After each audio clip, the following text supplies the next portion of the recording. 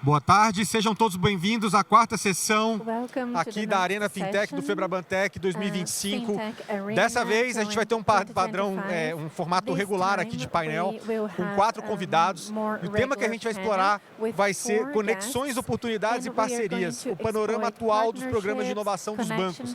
A gente sabe que depois de vários anos, cada instituição encontrou a sua forma de interagir com o ecossistema de inovação. Então a gente tem vários formatos para se fazer isso. E aqui a gente tem representantes de diferentes instituições que têm feito muitas coisas nesse sentido. Então o legal vai ser poder trocar um pouco de figurinhas sobre o que tem dado certo, o que não tem dado certo, boas práticas, enfim. É uma oportunidade legal da gente poder debater esse tema. Para compor a mesa, eu gostaria de convidar aqui então, por favor, o Rogério Tamassia, cofundador da Liga Ventures. Salva de palmas, por favor, para o Rogério. A round of applause to Rogério Tamassia. Paulo Costa, CEO do Cubo. Paulo Costa, salva de palmas. CEO of Cubo Itaú. Renata Petrovic, Head de Inovação do Bradesco. Salva de palmas. E a Gabriela Lima, diretora de Venture Capital do BTG Capital. Por favor, um abraço. Bom tê-los todos aqui. Bom, pessoal, eu fiz a apresentação fria de vocês aqui, mas é sempre bom entender um pouco da instituição que vocês representam e o cargo que vocês ocupam nelas. Começando aqui pelo Rogério. Rogério, conta pra gente um pouquinho lá da Liga e o que você desempenha dentro da instituição. Legal. Boa tarde a todos. Obrigado, Bruno, pelo convite. É uma honra estar aqui. Gente, só fera do ecossistema, né? Bom, eu sou cofundador, sócio cofundador da Liga Ventures. A Liga Ventures é uma consultoria com foco em inovação e transformação. A gente atua no ecossistema há 10 anos, né? A gente já fez bastante coisa nesses últimos 10 anos. São mais de 150 empresas atendidas em programas de inovação aberta. Nesse tempo a gente criou todo um ecossistema, são mais de 60 mil startups avaliadas, mapeadas. E hoje uma base aí por volta de 20 mil startups em diferentes indústrias, né? A gente é agnóstico em relação a indústrias, tem bastante cliente da área financeira, né? Além disso, a gente, nesses 10 anos, a gente rodou aí por volta de 700 projetos, provas de conceito, implementações, pilotos, tudo que se tem direito dentro de inovação. E a gente também é muito forte na parte de dados, né? Então, a gente construiu uma base de dados importante e a gente produz muito estudo, muito landscape, muito relatório, já são aí uma centena de relatórios produzidos nos últimos anos. Então, um panorama geral da Liga Ventures. Maravilha, vamos poder trocar bastante a respeito desses 10 anos. E Paulo, conta pra gente um pouco do Cubo e o que vocês têm feito lá. Boa, Cubo, uma iniciativa do Banco Itaú, lá em 2015, né, quando o banco tomando as decisões de como se envolver com o ambiente de startup, ele toma a decisão de criar um hub, criar uma comunidade de empreendedorismo, convida grandes parceiros do mercado, outras grandes empresas, e ali começa, né, vou falar assim, um olhar de densidade entre grandes empresas, startups, fundos de venture capital. Em 2018 a gente muda de prédio, sai do Cubinho, vai para o prédio atual. 2019 super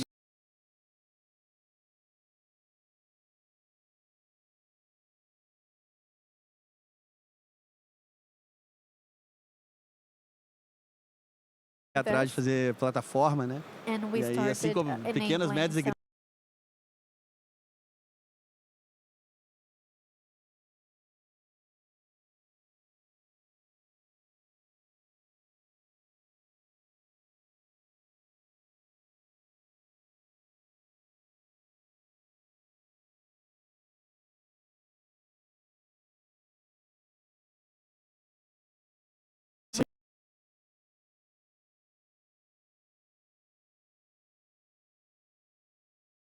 acabam-se as paredes, né? Os limites ali de parede. A gente sai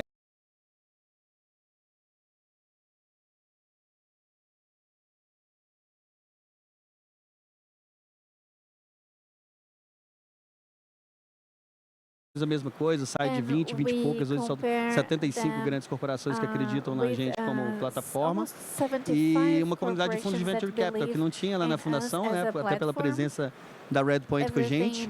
A gente criou há 2 anos atrás, exatos 2 anos atrás. Eu lembro que foi Dia dos Namorados, segunda-feira, 12 de junho, a gente no Cubo criando um projeto. E agora, 2 anos depois, a gente comemorando, aí já são 20 fundos de Venture Capital com 4 bi de dólar sob gestão lá dentro. Então, esse flywheel foi completo agora de valor. Seguimos nessa. Muito bom. Renata, conta um pouco pra gente. Boa tarde, Bruno, pessoal, colegas. Boa tarde, audiência. Obrigada aí pelo convite. Bom, o Inovabra, eu sou responsável pelo Inovabra, né? Sou Head de Inovação do Bradesco, e o Inovabra é uma iniciativa completa, não é apenas o Hub de Inovação, que eu acho que é o mais conhecido de todos, mas são iniciativas também internas, tanto de inovação com as áreas de negócio, a área de pesquisa, ambiente de experimentação, iniciativa de cultura e, claro, o Hub de inovação, que é um ambiente físico e digital também, né? Uma plataforma. Hoje a gente tem conosco cerca de 230 startups, né, curadas na tese Inovabra. A gente tem 60 corps e tech partners que atuam com a gente nesse modelo de co-inovação. E, enfim, é uma iniciativa, né, que movimenta aí cerca de 30 mil pessoas por ano frequentam nossos eventos, conteúdos, tudo que a gente dissemina de tendências e, claro, usufruindo desse networking. E isso produz muita coisa, tanto para fora, para as empresas que são membros, mas também para o próprio banco, né? Então, a missão dupla de trazer inovação, conexão de fora do ecossistema para as empresas clientes do banco e também para a própria organização Bradesco. Maravilha, obrigado, Renata. Gabriela, como é que tem sido feito lá toda essa parte de inovação do BTG?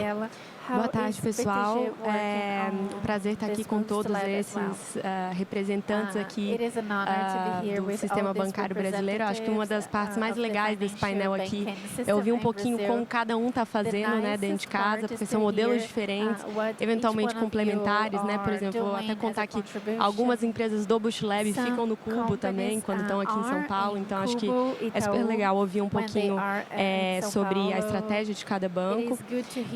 No BTG especificamente, né, o Bush Lab, para quem não conhece, né, o programa de investimento em startups do BTG Pactual. Ele foi criado em 2018, só que ele começou como um programa equity free, né, de aceleração. Então, a gente não tinha participação em todas as startups que aceleravam. Eventualmente, a gente podia fazer aportes, né, de forma estratégica, fazendo cheques maiores, mas não era algo casado, né? Toda startup que participava do programa, a gente tinha equity, né? Não era assim necessariamente.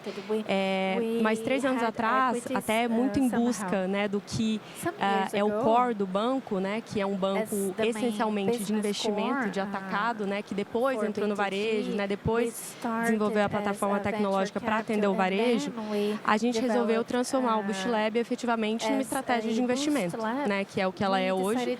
Acho que nos últimos 3 anos, que foi quando eu assumi o programa, né, a gente conseguiu chegar e validar no modelo de negócios, né, numa tese de investimento efetivamente, que reflete o que o banco está buscando e as oportunidades que a gente consegue navegar estando dentro da área de capital privado. Então, acho que é legal contar também, né, cada instituição, né, cada banco tem a sua estrutura, mas a gente especificamente, eu fico dentro de um time, né, que gere hoje 50 bi em ativos, né? Então, vai desde empresas de infraestrutura, passando por educação, saúde, software.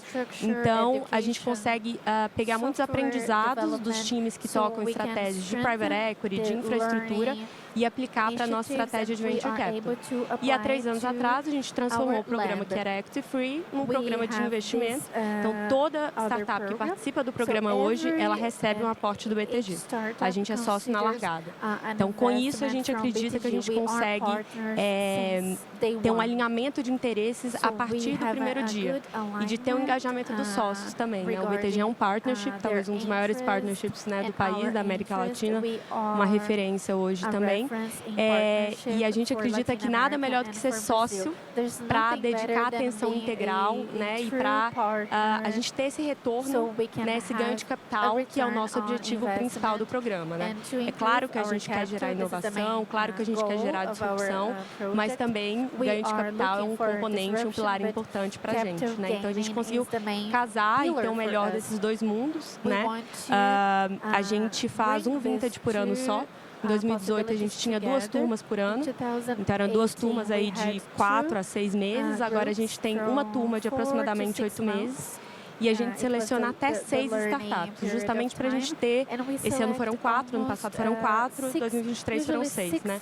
Justamente para a gente ter essa proximidade do empreendedor que a gente gostaria de ter, né? Então, diferente também, né, de Itaú e Bradesco, a gente não tem um espaço físico, até por isso a gente consegue colaborar dessa forma, né? Porque vários dos nossos empreendedores estão no Cubo, estão no InovaBrá também.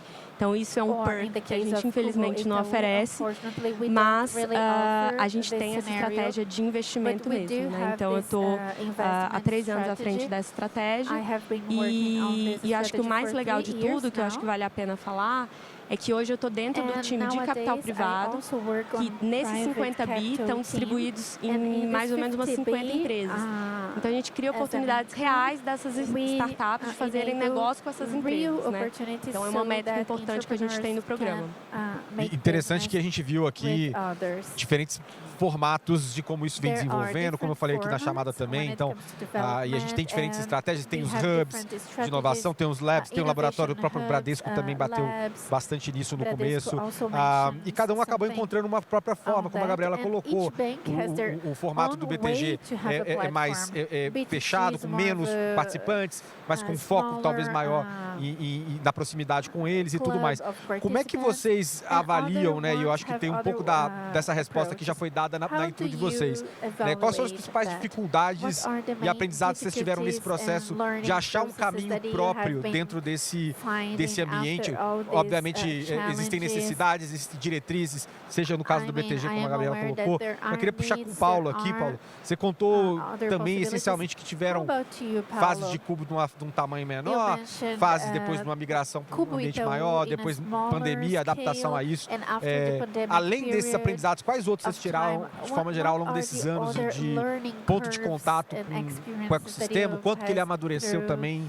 Enfim, em função de tudo isso. Eu acho que aqui tem 4 players aqui que foram diretamente influenciadores da maturidade que a gente tem hoje de ecossistema, né? Eu lembro quando eu cheguei no Cubo em outra cadeira aí da minha carreira, vamos falar assim, já existia o InovaBrá, já existia Oxigênio dentro da Liga, né? Que são 2 players do serviço financeiro. InovaBrá é 2014, né? 2013, 14, Liga, mas Oxigênio já existia ali em 2015, o Cubo é de setembro de 2015. Então a gente tem um extrato interessante aqui de maturidade. Quando a gente olha para, eu diria assim, olhando para dentro do Itaú, né? A gente sempre olhou assim, de maneira muito oportunística, né? Então, cara, tem uma oportunidade lá. Então, desde a compra da Zup lá em 2018, 2019, acabei de encontrar, inclusive, com os meninos da Neospace, que foi, né, que a gente acabou de investir. Mas era, de fato, oportunístico. E a gente percebeu que, para ganhar mais escala, essa relação, essa maturação entre Itaú e Cubo, tudo tem a ver com o processo, né? Eu falo, não é uma frase minha, de alguém que escreveu isso, escreve isso, né? Que a inovação não é fim, inovação é meio. Se ela é meio, ela é processo. Se ela é processo, precisa de disciplina. E eu sou super fã dessas teses de execução, porque a inovação, de fato, está na startup e dentro do banco. A inovação não está no hub, não está no Paulo, não está no time do Cubo. A gente, de fato, tem que ser esse processo intenso, que a gente está falando de risco, então a gente tem que encher funil, não dá para ser 3 orçamentos como nossas empresas foram criadas antigamente. Então, acho que hoje, talvez a maturidade que a gente encontra hoje, eu digo com mais segurança nos últimos 3 anos, com a minha chegada lá, em relação a criar processo. não é mais sobre o Paulo levando startups para o banco, que eu acho que vai ser legal, ou que lá tem uma área que tem interesse e ali tem um negócio. Paulo saiu do Cubo ou a pessoa de negócio saiu do Cubo, esse processo ele continua, independente das pessoas. Então, acho que essa é a grande, dos 10 anos que a gente está fazendo, é um achievement importante de transformar em processo. Interessante. E como você vê isso aí, Rogério? Como é que tem sido esse processo? A questão do maior desafio, né? A gente tem uma visão um pouco geral, de diferentes players, em diferentes áreas. Acho que foram de contextos diferentes, né? No começo ali a ideia era como é que você convencia um executivo trabalhar com startups, era uma coisa importante, era uma ferramenta útil para ele, né? Então o começo era muito sobre convencimento. Depois a gente passa por uma fase de, poxa, deixa eu olhar aqui quais são as melhores opções que eu tenho. Então, foram várias fases. Eu acho que atualmente o grande desafio, de uma maneira mais geral, é entender que programas de inovação, seja ele a forma que ele for definido, ele deve ser um programa de Estado e não um programa de governo. Porque você não pode submeter um programa de inovação a ser suscetível, por exemplo, a uma reestruturação ou a ser suscetível a uma mudança de humor no mercado.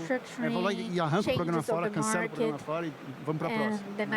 Então, eu acho que as empresas que perseveraram, insistiram, elas têm programas de inovação bons, porque foi isso institucionalizado como uma política, perdão aqui da comparação, de Estado e não uma política de governo. Então, acho que esse é o grande desafio. Sobre a maturidade, deixa eu me estender um pouquinho, né? Se você olha, é muito legal olhar. Em 2017 a gente fez um levantamento, havia na época, se você pegasse as 500 empresas, as maiores da Exame, 14% delas tinha algum programa com algum tipo de relacionamento com startup. 14%, estou falando de 70 empresas no Brasil, é pouco, né? Aí você vê, em 2018 isso sobe para 130 e poucas iniciativas, e aí eu estou falando de iniciativas não necessariamente empresas, né? Algumas empresas com mais de uma iniciativa, mas de tal forma que você chega hoje em dia, provavelmente você deve ter entre 95% a 100% das empresas, das grandes empresas brasileiras com algum tipo de iniciativa com startup. Então, essa quantidade, ela forçou o processo, ela obrigou que as empresas se organizassem e sim trouxe uma maturidade maior. Muito legal. E Renata, como que você vê, porque assim, eu lembro do Bradesco, quando ele saiu na frente, acho que foi pioneiro nesse sentido com o InovaBrá, lá pela primeira versão do InovaBrá, né? Isso se modificou bastante também ao longo do tempo. Como é que você tem visto essa maturação de vocês e de mercado? Assim? Foi uma jornada, né? O InovaBrá tem 12 anos de mercado, né? Desde 2013. E a gente teve várias iniciativas aí ao longo dessa jornada. Então, desde as iniciativas internas, né? O que é realmente trabalhar com as áreas de negócio em iniciativas e na construção de um portfólio de inovação. E aí você começa a ter desafios, né, mas de quem é o papel da inovação aqui, né? Nós só somos facilitadores, né? A inovação precisa de um sponsor de negócio. Então, até essa definição de papéis no início não era clara, né? E a gente foi amadurecendo aos poucos, né? A importância de ter metas, né? KPIs compartilhados, tá? Quais são essas prioridades, né? A questão de cultura, né, que é tudo uma maturidade da própria organização, né, de conseguir trabalhar, de ter abertura para o externo, para startups que vêm de fora. Então, a gente passou por tudo isso. A organização e a nossa área foi amadurecendo. E, claro, aí tem a parte externa do ecossistema, né? Que a gente, né, até como os colegas que estão aqui, né, acompanham. Nós chegamos lá, era mato, né? E a gente foi garimpando essa jornada e acompanhando a evolução da maturidade do próprio ecossistema. Então, acho que teve um desafio de como é que começa tudo isso, como é que você garante a atratividade para esses players que estão vindo E, sinceramente, no início, as empresas chegavam sem saber muito o que elas queriam daquilo, né? E as startups, a gente teria que... o desafio de equilibrar, né, o valor para o ecossistema e o valor para as organizações. Acho que é sempre uma questão ali, porque ninguém... Integrar startup, trazer startup para dentro da empresa não é uma coisa trivial. A prova de conceito vai muito bem, mas depois como é que você escala aquilo tudo? Então, não é simples, né? E sempre tem o desafio de como é que você tangibiliza o valor que você está trazendo, né? E hoje a gente vê que os programas de inovação, o nosso programa, o programa das empresas, está muito mais pautado por... Né, se antes as metas eram mais no input, né? Quantas startups tem no seu ecossistema, quantas ideias você gerou, quantas POCs você fez, né? Hoje a gente vê que a meta e o KPI está muito mais relacionado ao impacto, né? Ao output que você tem daquilo. O que você trouxe de valor para o negócio, o que você gerou de receita, o que você trouxe de eficiência. Então, acho que tudo isso é um processo de amadurecimento, um processo de crescimento e evolução do ecossistema. O próprio Bradesco está passando, né? Passou por uma transformação gigantesca e a gente se enquadrar nesse movimento ágil, como é que a inovação se integra nos squads, tudo isso tem sido... A gente está aprendendo até agora, né? É sempre uma evolução. E passa também por entender que papel que você ocupa dentro desse ambiente. E que talvez inicialmente, obviamente, a ideia uma coisa vai virando outra e é mutável ao longo do tempo isso também, né? Entendo que isso vai se transformando nessa relação.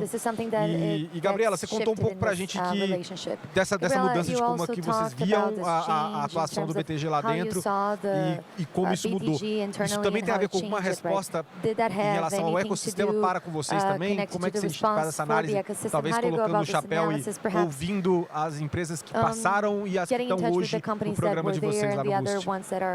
Então, eu acho que o principal ponto é isso que você falou sobre a mutação, né? Eu acho que a gente tem uma certeza no time hoje, que é que o programa e o nosso modelo de negócios, a única certeza que a gente tem é que ele não vai ser igual no ano seguinte. Então, a gente se provoca todos os dias, todas as semanas, o que a gente pode fazer diferente, tanto para melhorar a experiência para os empreendedores que estão participando, né, do programa com a gente, tanto para melhorar o impacto do programa dentro do banco e dentro das companhias investidas, né, da holding ali, ou investidas em private equity. Então, assim, em relação ao desafio, eu acho que o desafio, quando eu entrei no banco, o banco tinha 3 mil colaboradores, hoje tem quase 9 mil. Então, o banco praticamente triplicou de tamanho, criou uma plataforma digital que não existia antes. Necessidade, o Salute adora falar, tipo, eu não sabia o que era um profissional de UX, né? Então, necessidades que não existiam antes, né, e existem hoje. Então, eu acho que o maior desafio, até abrindo um pouco da cozinha de casa, né, e falando, né, que hoje somos um time de 3 pessoas, o Boost Lab, né, na realidade, nosso time de Venture Capital, somos 3 pessoas mais a Endeavor, né, a gente conta com a Endeavor ali para fazer o nosso back-office, eu brinco, né. Então, a gente tem que fazer muito com pouco. E o principal desafio é conseguir navegar o banco, esses 9 mil colaboradores, mais de 50 áreas de negócio, banco na Europa, banco nos Estados Unidos, franquias na América Latina, entendendo e mapeando oportunidades, entendendo aonde que eu consigo trazer startups que podem resolver problemas que já existem e não ficar empurrando soluções para áreas de negócio que elas acham que elas precisam, e sim mapear problemas e dores reais, para daí sim eu entender e construir a minha tese de investimento em cima disso. Né? Então, acho que esse é um desafio muito mais pela alocação de tempo, porque isso demora tempo, né, de conversar, entender, mapear, né? E também por entender os tempos e movimentos, né? Às vezes a gente, conversando com sócios do banco, com especialistas de algumas áreas, a gente vê que a gente perdeu uma oportunidade, né? Porque, tinha uma automação que estava sendo feita que poderia ter sido resolvida por uma startup que faz RPA, que acabou sendo desenvolvida internamente, custou muito mais caro, eles ficaram no build or buy, mas ninguém mostrou uma solução para eles, né? Então, acho que tem um pouco dessa dificuldade. E eu acho que o segundo ponto, né, mas que para a gente é muito natural, né? Como o BTG é um partnership, a gente nunca teve, e acho que isso é muito claro para todos os sócios, que a gente nunca terá também uma área de inovação. Porque cada sócio é responsável e cobrado por inovar, né? O Esteves fala no discurso dele de 40 anos do BTG, no ano passado, né, que é uma porção de dono de padaria, né? Cada um cuidando da sua padaria ali, garantindo, né, que a fornada está quentinha e o cliente está satisfeito. E é um pouco disso, né? Então, assim, os próprios sócios trazem as soluções, trazem as discussões. E quando a gente teve esse insight, né, de que de fato, para a gente, como instituição, para a gente, BTG, não funciona a gente ser um catalisador de soluções. Nós, como Boost Lab, centralizamos e distribuímos para as áreas, né, as boas ideias, as boas startups, e sim fazer o investimento, ver o impacto e, eventualmente, aumentar uma posição nesse investimento, a gente foi transformando o modelo, né? Então, em 2023 a gente mudou o modelo, em 2024 a gente dobrou o cheque, em 2025 a gente manteve, que também não dá para mudar toda hora, mas já estamos pensando em algo diferente para 2026. E acho que a grande vantagem do BTG nesse sentido é que tem uma estrutura totalmente horizontal, a gente consegue tomar decisão muito rápida, sempre foi assim, né? A cultura é muito horizontal e muito ágil. Então, a gente tem esse espaço, de fato, para poder mudar e testar e fazer coisas novas, entender o que faz mais sentido para o banco, tanto financeiramente quanto em termos de impacto, inovação e tudo que faz o banco ir adiante. Legal. Visões bem distintas e modos operantes também. Isso é bem legal poder trazer isso para a audiência aqui. E, Rogério, puxando para você aqui, você falou bem interessante em relação à questão dos programas de inovação estarem sujeitos a rumores de mercado. E você viu de tudo, até porque você cuida de várias organizações nesse processo, né? Você lidou com várias instituições. Né? Como é que tem sido esse processo? E muito se fala hoje também, olhando... Não só hoje, acho que foi um papo muito forte ano passado, do eventual ressaca do corporate venture brasileiro ali. Também talvez puxado por essa questão de humor de mercado que você falou e tudo mais. Como é que você analisa isso? E também a transformação da própria liga, né? Porque hoje vocês estão mais no braço consulting, né? Como é que está isso aí? Pensando um pouco a ressaca do CVC que você comentou, né? Quer dizer, você vinha ali num crescimento contínuo do mercado até 2020, né? Aí 2021 você tem um pico, né, do ponto de vista de deals com startups, de investimento, né? Valuations malucos, você falava assim, não é possível que, né, tá indo nesse estágio, valuation. Aí você tem 21 para 22 ali você tem guerra, crise mundial, taxa de juros subindo, o inverno das startups, né? Então, essa ressaca do inverno das startups, obviamente, afetou os programas corporativos de uma maneira geral. Mas o que você repara é que logo em seguida, você tem uma normalização em 23, imagino que o Cubo passou pelas mesmas coisas, Nova Bra também. Na quantidade de programas e na quantidade de investimento que é retomado em relação ao passado, né? Antes do pico. Então tem uma normalização. Esse tipo de coisa, assim, é normal de qualquer mercado, né? E é normal de um mercado que passou por uma fase de hype, né? Um hype muito grande. Às vezes a gente olha um pouco para IA agora e tem uma sensação meio similar, né? Right now, and then we have that same feeling. Not considering all the merit, right, all the importance from one moment to another, but tudo, né? Como em sometimes alguns it casos seems that it's going to solve tratou-se inovação everything. aberta desta forma. nós somos abertos à inovação startup para resolver todos os problemas da tua empresa. You're going to be able to solve all the problems of your company criou-se uma maturidade com uma visão mais pragmática, principalmente que tipo de retorno um programa de inovação, ou que tipo de retorno eu estar dentro do Cubo, estar dentro do Nova Bra, ou trabalhar com o CVC, no caso do BTG, traz para minha empresa. Então, é uma what does visão that mais really crítica, represent to my company? It's a more critical and pragmatic view, and I think it's very Legal. good for the market Pegando um overall. pouco dessa linha e tentando entender, a Renata tinha comentado aqui que é sucesso para o Bradesco dentro disso, é menos input, é mais o output, sobretudo em relação ao impacto e tudo isso.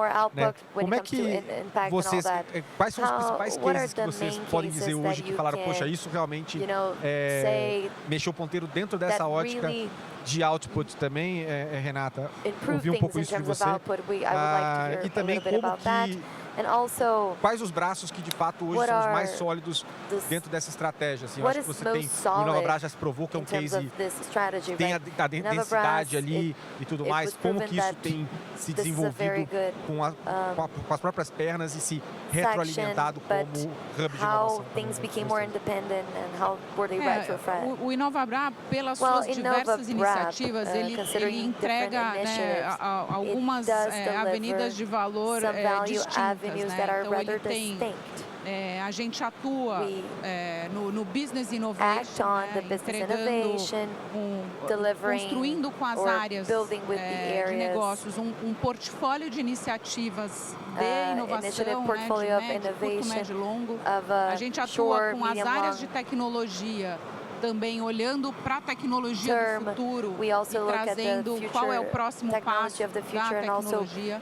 A gente tem uma área de pesquisa que hoje faz a ponte entre o conhecimento e o conhecimento aplicado. Né? A gente tem parcerias, por exemplo, com a USP, com o MIT, e onde a gente desenvolve pesquisa avançada que depois o conhecimento é trazido e aplicado no negócio. Então, por exemplo, estamos desenvolvendo com a USP iniciativas de computação quântica, que por enquanto ainda em nível de laboratório, mas que aos poucos vão, conforme a tecnologia amadurece, vão se provando com valor para otimização de portfólios, previsão de variáveis e etc. Né? A gente tem uma missão também dentro da área de pesquisa e desenvolvimento de garantir a evolução da prontidão tecnológica do Bradesco. Então, a gente monitora cerca de 10 tecnologias emergentes e a gente é responsável por garantir que a gente está avançando. E o que é avançar na prontidão das tecnologias que a gente monitora? Que é desde IA, mas todos os desmembramentos de IA, Agentic AI, né, dados sintéticos, a parte de Adversarial Machine, que é a segurança da IA. Então, tem várias tecnologias que a gente monitora e para garantir essa evolução a gente trabalha desde aculturamento, conhecimento interno, aplicações, todo um core e parcerias. E como isso vai avançando, a gente garante que o Bradesco está se atualizando e estando pronto para a próxima onda. Além disso, a gente tem um ambiente de teste seguro para provas de conceito, a gente tem um hub. Então, são várias avenidas de valor que tem produzido. Então, a gente, desde... a gente foi lá atrás, tivemos um case de uso pioneiro de IA generativa para leitura de atas do Copom, depois para leitura de relatórios de cartas gestoras. Então, a gente conseguiu aplicar rapidamente uma tecnologia emergente para um case que foi interno e externo também. A gente tem cases de aplicação de tecnologias puras proprietárias, como a biometria facial do banco, que foi implementada com sucesso. Facial biometrics of the bank that were successfully implemented with different safety techniques. Impulsionou o desenvolvimento da plataforma do agronegócio, o eAgro, que hoje está lá de pé, né, veio aqui do Inovabras. Então, esse motor é um motor de conexões, né, um motor de trazer coisas de mercado para impulsionar negócios externos e um motor também de, principalmente, de cultura e mindset enhance the culture and the mindset, evolução e transformação. The growth mindset, right, um that we radar have também, for no final our das bank. contas, de tudo isso, and né? everything E is pessoal, on your radar, depois de ouvir um pouco right? das histórias, das jornadas das instituições, como é que vocês têm transitado nesse ambiente, acho que a gente vai, eu quero seguir uma linha inversa aqui, mais antagônica, né? O que depois de tudo isso que vocês experimentaram, tudo que vocês fizeram dentro do caminho de vocês, o que não funciona na instituição de vocês, pelo menos vamos tentar entender assim, o que dá certo. Bom, deu para ficar claro aqui as apostas e para onde vocês estão indo. O que de fato vocês entendem que não funciona no ambiente de vocês. Então, começando aqui com Paulo. Paulinho, o que você diz aí, cara? Cara, eu acho que... Desde dinâmica, com startup. Eu acho o olhar de fato de área de inovação, né? Assim, eu acho que o banco é inovador, as pessoas têm que ser inovadoras e não só... Como eu falei, o Cubo não é inovador, o Cubo é um processo. Então, a gente é uma das ferramentas de inovação do banco. O que a gente percebeu que não dava certo é aquela pompa, né, de profissionais de inovação que a gente conhece bem há muito tempo, né? Somos muito bem informados, estamos nos principais eventos do mundo. A gente está sempre, né, no edge ali da informação. Muitas vezes a gente esquece o brilhantismo que tem dentro das nossas companhias, o brilhantismo que trouxe essas companhias até aqui, né? Falando, eu sou parte de uma empresa líder de mercado de 100 anos, né? Então, assim, como que você vai achar que ali um grupo de startups dentro de um prédio vai fazer toda a revolução? Não, ela é parte da revolução, ela é parte da transformação. Então, acho que talvez o ajuste de comunicação do mercado, eu sou muito fã do que você falou, que não tinha ouvido ainda do projeto de Estado, do projeto de governo, né? Acho muito isso, a gente já passou por terceiro CEO do banco que a gente tem, né, desde a fundação do Cubo, então foi fundado pelo Roberto Setúbal, depois passou pelo Cândido, e atualmente está na gestão do Milton, e o projeto segue escalando e avançando com a sua liberdade, mas o que a gente acredita que não deu certo foi esse posicionamento. Agora é assim, agora é trabalhar com startup. Não é, cara. Tem muita gente espera do outro lado. E o ajuste, e eu acho que um dos principais desafios da inovação aberta como um todo é a comunicação executiva mesmo, cara. Pode parecer clichê, mas no final do dia, como que as pessoas se comunicam, como que a gente se convence, como que a gente tem a humildade de mostrar que isso é mais uma oportunidade de solução do problema e não a solução. Não se apegar a ter que trabalhar com startup, né? Tem 8 bilhões de pessoas no mundo, a gente achar que a inovação está dentro de um grupo específico é muito miopia, né? Então a inovação hoje ela está em todo lugar, ela está nos ICTs, ela está dentro da universidade, estão dentro do Cubo, está dentro das consultorias, estão dentro dos nossos concorrentes, estão dentro dos nossos clientes. Então, como que a gente orquestra esse ecossistema de possibilidades, acho que é o grande desafio e eu acho que é a maturidade que a gente está passando agora. Empresas como as nossas, a BTG, Bradesco, tem que ter todas as ferramentas. A gente tem a capacidade, solidez e história e visão para o futuro, que a gente precisa de ter todas as ferramentas. Eu represento uma ferramenta que tinha aqui, chamada Cubo, que trabalha com startup. Então, como que ela se engaja dentro de uma engrenagem?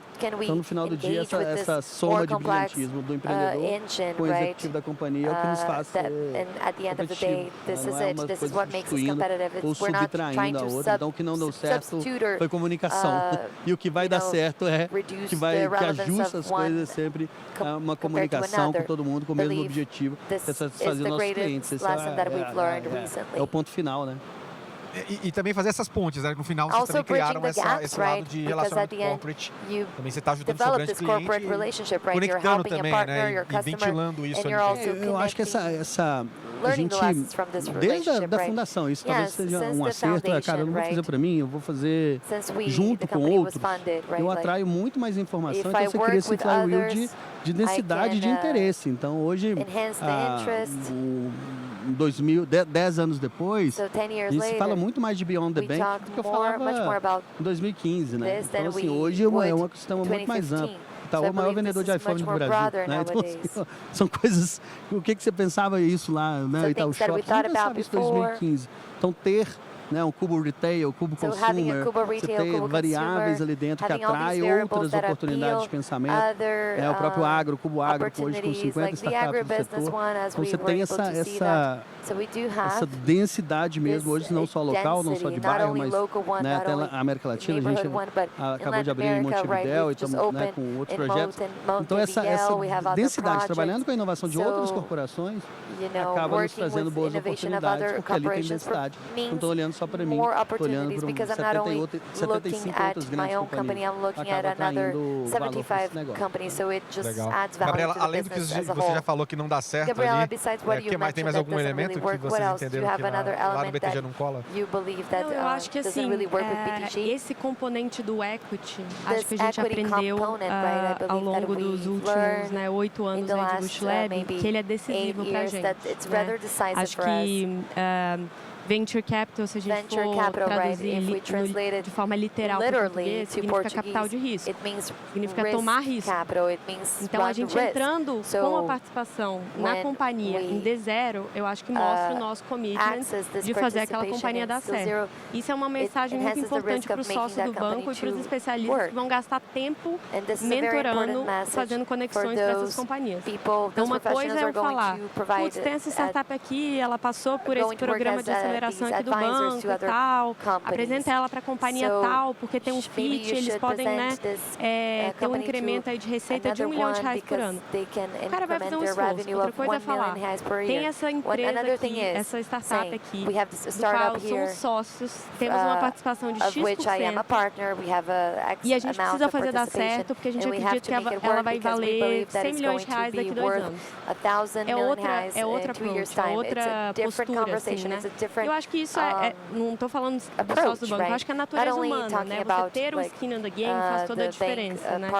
Então, acho que a gente aprendeu, né, ao longo dos últimos anos que, de fato, o componente do equity é um diferencial que a gente precisa ter, e por isso transformamos o programa de uma iniciativa, que era realmente uma iniciativa, para uma área de negócio. Hoje ele é uma área de negócio, com P&L, que gera, se paga, sustentável, e que a gente espera que ainda faça muito dinheiro para o banco e traga muita inovação e disrupção para todas as áreas de negócio. Mas, assim, para a gente é importante ser uma plataforma sustentável, né, que traga retorno financeiro também e não só traga boas ideias. Né? Eu acho que as boas ideias com retorno financeiro, ele traz uma combinação muito potente. Né? E foi isso que a gente buscou trazendo esse novo modelo de negócio. Então, a gente fez essa correção de rota, né, em 2023, mas, como eu falei, seguiremos corrigindo e melhorando constantemente, porque essa é a única certeza que a gente tem. Boa. Pegando um pouco dessas percepções dentro das instituições, dá para ver que o jogo é jogar diferente. É o jogo do BTG ali mais no deal-making, indo para cima, então é interessante. Se me permite, acho que tem um negócio bem legal que ela trouxe, que a gente, claro, cada um tem um contexto, mas o que falha, em muitos casos, é a falta de engajamento na exexão. Né? Cada um cria um mecanismo diferente para conquistar esse engajamento dos executivos, da empresa, na execução. Né? Porque o engajamento na festa, na hora de apresentar, tudo isso, na ideia, esse engajamento é fácil de trazer. Agora, o skin the game que ela está falando na execução, isso para mim é um ponto-chave. Isso é o que realmente funciona. Mais ownership ali no pontual, né? E aproveitando, a gente já está chegando aqui, meio que encaminhando para o final, queria pegar a sua perspectiva de futuro também, aproveitando, pegando com o Rogério aqui, a gente já segue. Né? O que você vê diante desse cenário da ressaca do CVC que a gente falou? Como é que você entende que as instituições vão passar a olhar esses programas? Nós vamos seguir agora uma linha mais de venture debt, é uma linha mais do que o BTG tem feito, obviamente tem várias formas de jogar esse jogo, mas eu queria só entender para onde você acha que a gente está convergindo em alguns elementos. Não, legal. Sem ficar em cima do muro, mas acho que as formas vão ser variadas, quer dizer, cada um está encontrando a sua. Né? O importante é as empresas testarem as formas, as melhores formas que cabem ali e entender os seus caminhos. Né? Eu queria trazer um ponto que eu acho que é uma questão bem legal em relação a trabalhar com startup, a trabalhar com inovação. que a gente quase não fala, né? Que é todo o legado e toda a robustez que as grandes empresas ajudaram a ser criado no ecossistema, né? Foi através de programas como esse, desse pessoal que está aqui e de muitos outros, que o ecossistema brasileiro se forjou, né? Dando acesso ao mercado, dando acesso a capital muitas vezes, validando o modelo de negócio, né? E numa economia em que não tem tanta liquidez, que não é fácil captar investimento, né? Você tem VCs estabelecidos, mas nem sempre é muito simples. Então, eu acho que essa importância das grandes empresas ajudando o ecossistema a se desenvolver, isso não tem preço e é difícil encontrar um caso como no Brasil ao redor do mundo, né? Em que as empresas fazem esse papel de catalisador. Então, eu acho que continuar a fazer esse papel, eu vejo isso como uma coisa no futuro importante, né? Não abandonar essa pegada. Boa. Paulinho, para onde vamos, cara? É difícil, né, cara? A gente é sempre perguntado por isso, né? O tempo todo, qual é a próxima tendência de tecnologia? A cada 6 meses. A cada 6 meses. A gente vive o FOMO dos outros, né? Agora é o FOMAI, né? O Fear of Missing Out. Eu gostei muito do artigo, fazer propaganda aqui do artigo de um amigo nosso, que é o Paulo Imediato, um dos membros aí de times de inovação de grandes companhias, e ele fez um artigo que a gente está saindo do PPT para ir para o Excel, né? Assim, olhando as áreas de inovação das grandes companhias, então a gente sai de uma era de storytelling, agora é o que a gente está falando de output aqui, de mostrar o resultado. Eu acho que, na verdade, não é um caminho, não. Talvez a origem do storytelling vai ser o Excel, porque no final do dia a comunicação para mim continua sendo muito relevante, mas o insumo dela que vai virar do Excel. Eu concordo com o Rogério aqui também no ponto de vista de é o que é, cara. O Open Innovation tem 20 anos só. Né? A gente tem 10 anos de prática. A Wire é de 2011, né? Que foi a primeira aceleradora corporativa que chega e tal. Então, acho que a gente está aprendendo mesmo com todas as profissões, né? Eu me considero um profissional de inovação. Eu vi profissionais de marketing tendo que se ajustar de como é que chama? Comissão de anúncio e tal. Agora para uma mídia digital, TikTok era influencer, conteúdo não é mais no intervalo da grande emissora. Onde que está esse negócio? Esses profissionais precisaram se ajustar para gerar valor para as empresas que eles atuavam, e eu acho que não é diferente para a gente que está liderando e trabalhando no front ali de projetos inovadores dentro das nossas companhias. A exigência de empresas líderes de mercado sempre vai ser no limite, não vai ser, tá legal, estamos confortáveis. Não, sempre vão esperar mais, e eu acho que vai exigir mais dos profissionais. Então, aquele profissional bom só de ecossistema não vai ser só ele mais, ou não vai ser mais suficiente mais. Vai ter que ser ele, mais alguém que entende de valuation, mas alguém que entende da corporação, que entende de navegar. Eu acho que vai ter esses profissionais deverão ser mais completos, como qualquer outra profissão. Né? Eu acho que é natural. É o amadurecimento disso tudo, né? Renata, como é que você enxerga isso? Acho que é por aí. Acho que os bancos, né, as instituições financeiras, elas estão indo para um caminho onde elas serão grandes hubs, né, conectores, são plataformas que consomem dados e fornecem dados. E a gente vai ser grandes agregadores de serviços financeiros para o mercado. Nós não vamos vender só os nossos produtos, nós vamos agregar e se agregar em outras jornadas, né? E aí, nesse sentido, se eu pensar na inovação, em como é que essas coisas vão caminhar, vai ter que ser muito mais colaborativo ainda do que é hoje. Você vai precisar de parceiros para plugar nas suas plataformas. Você vai se plugar nas plataformas de parceiros. Então, a gente está, e claro, driven by AI, né? Então, você tem toda... e aí vem todo a reboque, tudo que a gente sabe, que a gente está escutando aqui, né? Febraban e tudo, de hiperpersonalização, do uso de dados, de agentes e tudo isso dentro desse ecossistema integrado, né? Então, pensando, né, nos nossos ecossistemas, cada vez mais eu acho que parceiros, o Paulo falou Beyond Banking, tudo isso vai nos levar a atuar né, quer seja em colaboração para parcerias, quer seja para investimentos, CVCs, quer seja para aquisições, né, M&As, eventualmente, né, outras formas aí, venture as a service, né, e aí vem todo o portfólio de soluções possíveis, mas tudo isso vai ser necessário porque a inovação vai ter que ser intrínseca, né, à atividade dos bancos, né? Então acho que não minimiza, acho que potencializa a necessidade de parcerias. Né? Muito bom. Gabriela, o que você tem aí de bola de cristal para a gente aí? Eu gostaria de compartilhar 2 pontos aqui. Eu acho que o primeiro ponto, concordando com o que todos falaram aqui, né?